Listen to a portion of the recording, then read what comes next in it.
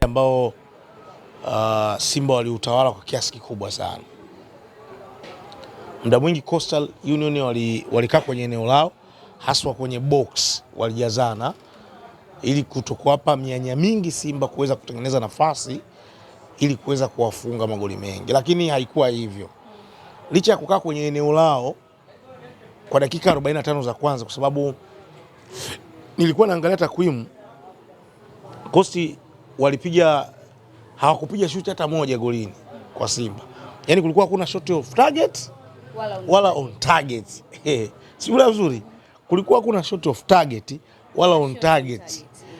Kilichokuwepo kwa Coastal Union kwa takwimu nilizokuwa naziangalia pale, kulikuwa kuna kadi za njano 6.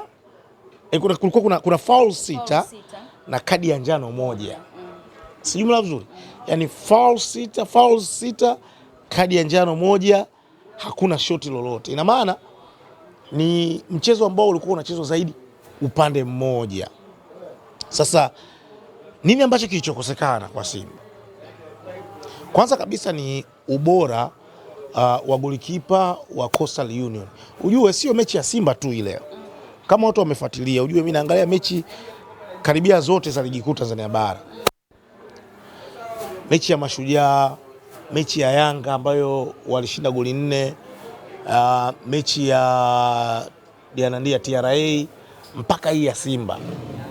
Chuma Ramadhani Mgeni ameiokoa sana Coastal Union na kipigo cha aibu.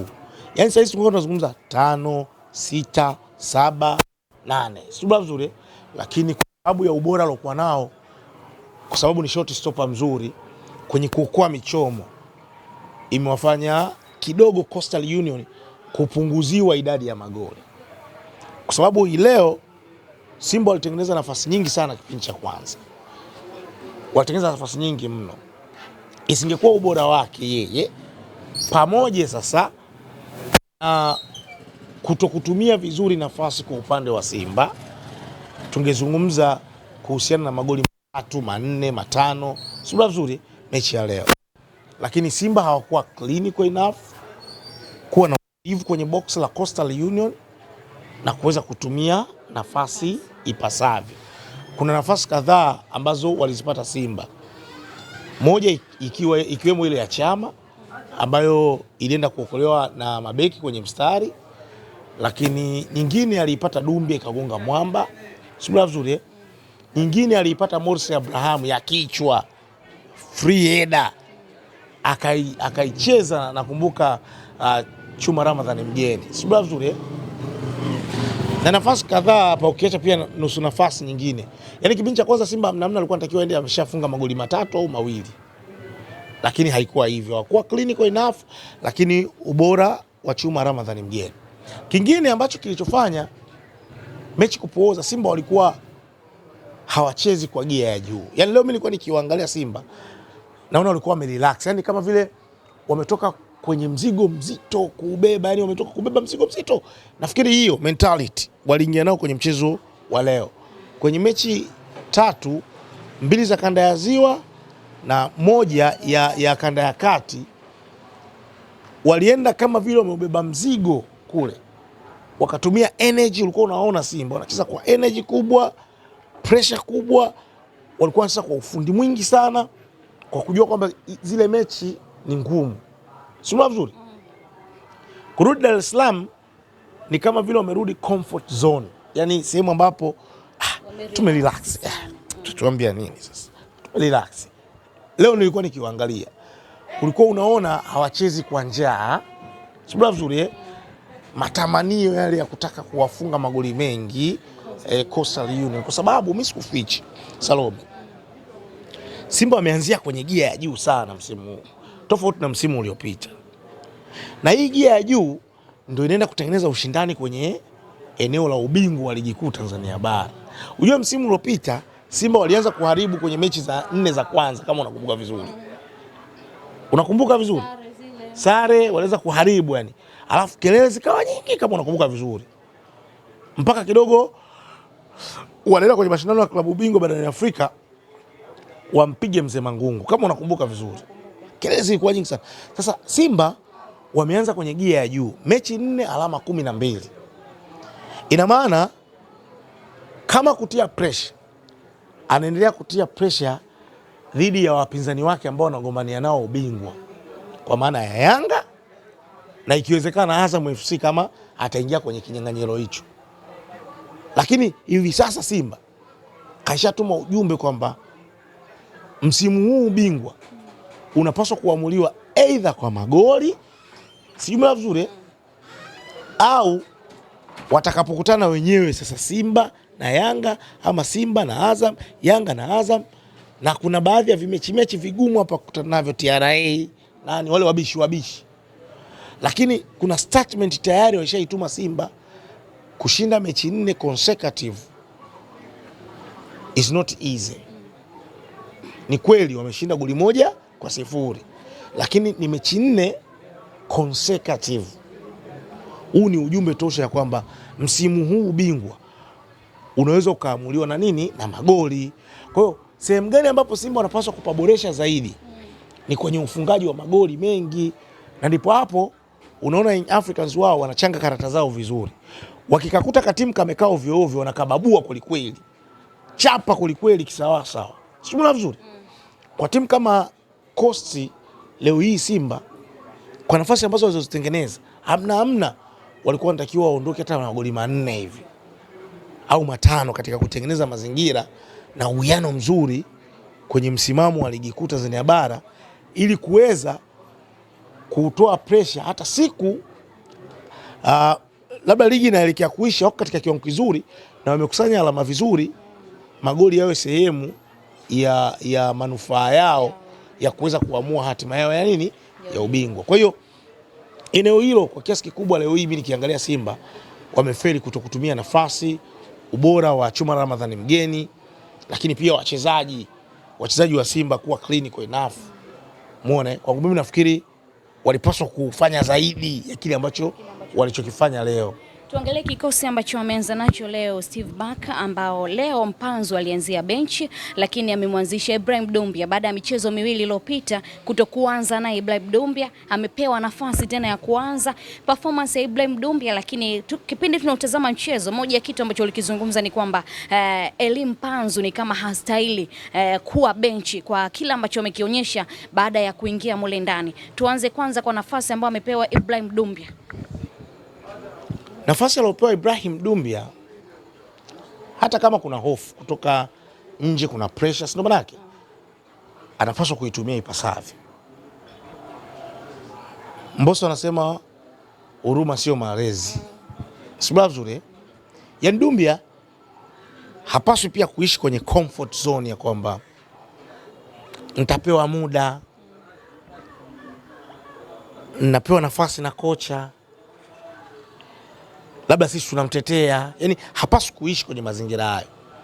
Anapaswa kujua ya kwamba kadiri ya muda unavyozidi kwenda, mahitaji ya Simba yanazidi kuwa makubwa. Simuona kuelekea kwenye mechi ya 5, ya 6, ya 7, ndio pressure inazidi kuongezeka. Yanakuja mashindano ya klabu bingwa barani Afrika. Utahitajika wewe ufanye kitu zaidi. Yani ni bora uanze kufanya hivi sasa, watu waanze kutengeneza imani na wewe, kuliko kadiri ya muda unavyozidi kwenda, pressure ikizidi kuongezeka, utashindwa kabisa kufanya. Matokeo yake ni nini? Dumbia ana mwaka huu, ana mwaka mmoja ndio amepewa Simba Sports Club. Simba watampiga chini kwa sababu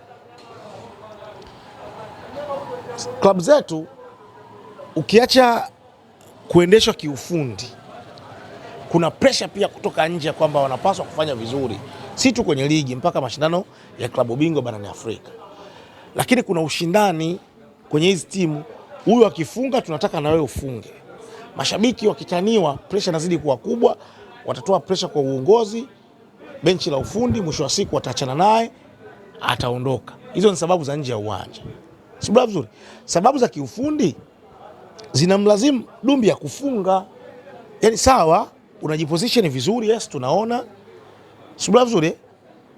Unatengenezwa nafasi, unakosa kweli, inaweza katokea bahati mbaya, inagonga besela, inarudi, lakini muda haukusubiri. Kwa mfano kama leo kapewa dakika 60, dakika za kutosha. dakika za kutosha, yani kapewa dakika za kutosha. Sometimes uhitaji kuwa na pressure zaidi, yani unapaswa kuonyesha, yani bwana, kwa aina yoyote ile mimi na force nipate goli hapa ili kutuliza hiyo pressure, kwa sababu ukiacha Simba kumpa muda, ni international player, ni mchezaji wa kimataifa, kwa inabidi uje uonyeshe utofauti na hawa vijana wa Kitanzania. Yani wewe unapaswa kuwa exception. Sijui vizuri. Ndicho ambacho Dumbi anapaswa kukitambua. Dumbi anapaswa kuelewa, kwa sababu Simba leo hii wanaweza wakampa nafasi na muda Bakari Msimu. Si kijana yule. Katoka Coastal Union, si Mtanzania. Kwa nini si Watanzania tusipige kelele apewe Bakari Msimu muda?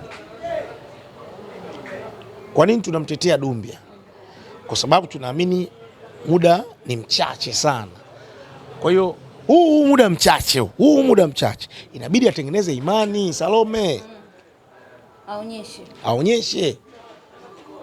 Leo ametengenezewa nafasi kadhaa akakosa, lakini unaona alikuwa anahusika kwenye mchezo. Lakini pia akiwemo Dumbia kwenye uwanja, kama umeifuatilia Simba vizuri, Simba inapata ugumu kwa sababu Libase Geye, Chama, sijui Keleto leo walikuwa wanajaribu kuangalia namna gani ya kuweza kumchezesha ili afunge. Umeona adhabu nyingine ambayo anaipata Simba Kwa sometimes ubunifu unakosekana, kila mtu anawaza kumpigia Dumbi afunge ili apunguze pressure. Pia wana lose concentration kwa sababu kila mtu anataka kumtengenezea Dumbi, kuepusha lawama, kumtengenezea mazingira ya kurelax. Na ndio maana kocha unakuta anampanga. Sasa hiyo ni mbaya. Si mzuri hiyo ni mbaya. Lakini unaona akiingia Elie Mpanzu Kibisawala, na mimi nafikiri kama mshambuliaji kiongozi wa Simba, Elie Mpanzu Kibisawala anapaswa kuanza. Yaani mimi nilikuwa namuelewa kocha Steve Barker kwamba anapaswa kumwanzisha Elie Mpanzu Kibisawala, alafu Dumbi akawa anaingia kama sabu. Lakini mshambuliaji kiongozi ni Elie Mpanzu Kibisawala. Yaani haijalishi anacheza force number 9, haijalishi. Ngoja nikwambie kitu kimoja Salome, watu ambao watu hawaelewi.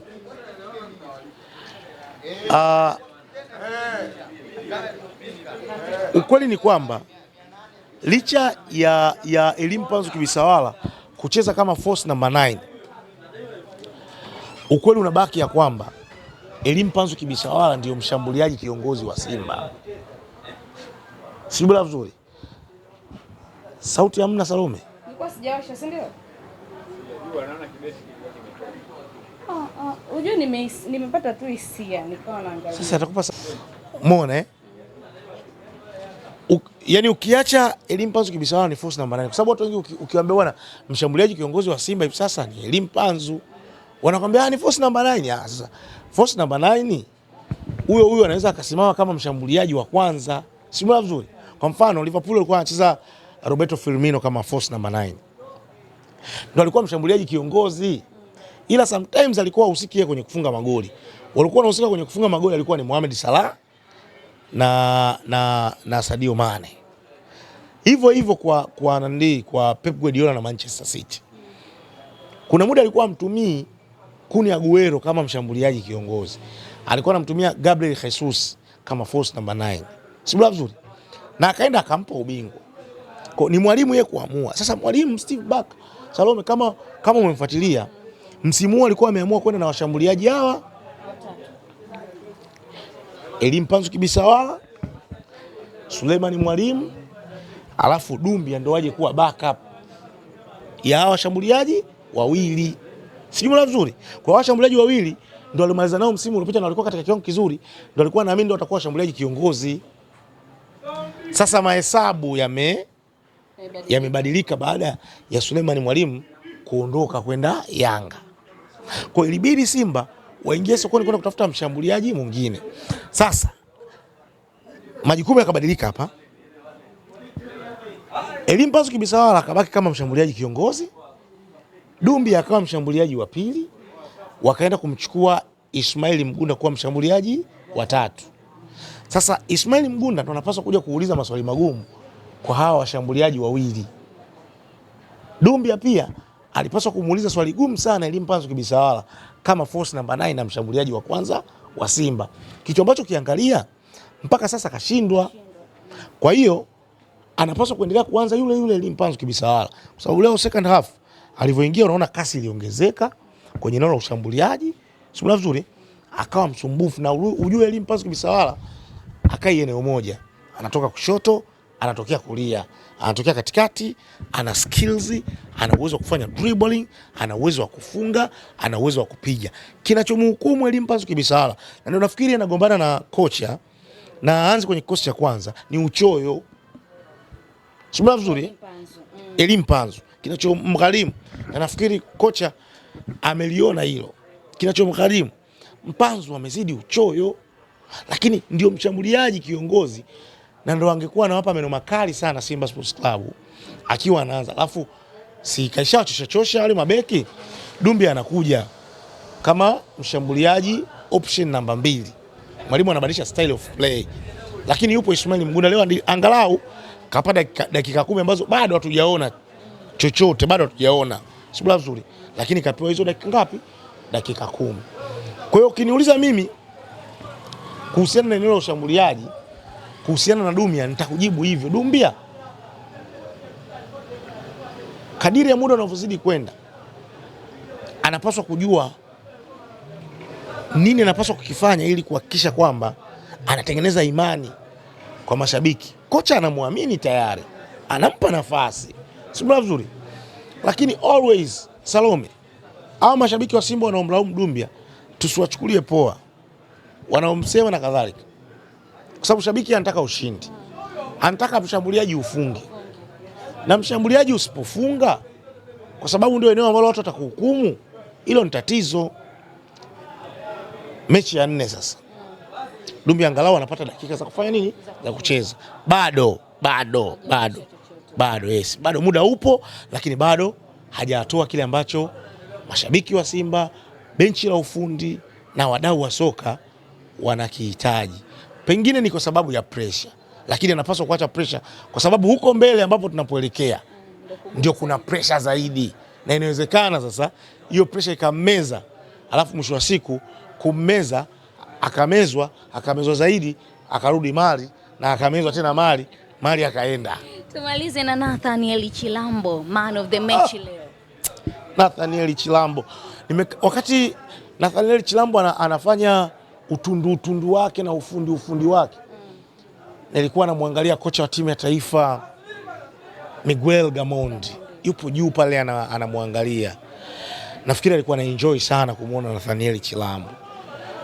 Kama kuna uamuzi sahihi aliufanya Nathaniel Chilambo ni kuondoka Azam na kwenda Simba Sports Club.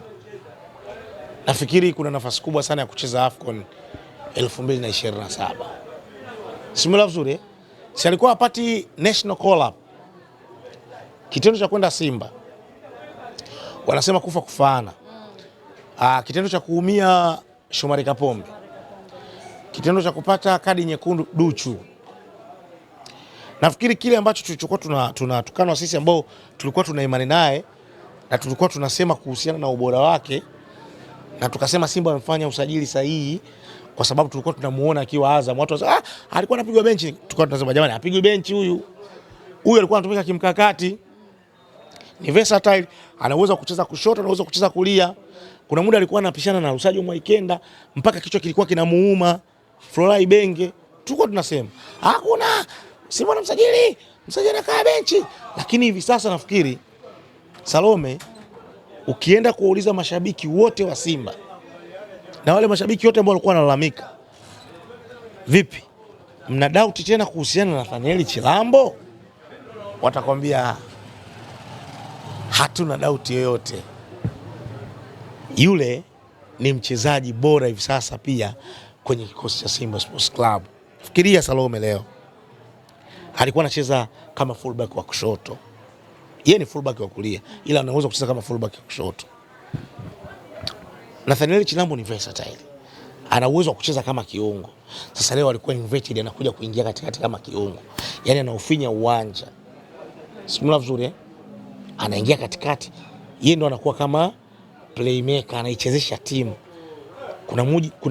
Kuna muda alipiga pasi moja nzuri sana, sio alikuwa ni Dumbia yule alikosa, sio ni nani yule walikosa goli Simba, alikuwa ni Dumbia, alipigwa pasi moja mpenyezo pia, pigwa pinpoint pass ile, sio penetration, pinpoint pass pap, afu ikafika.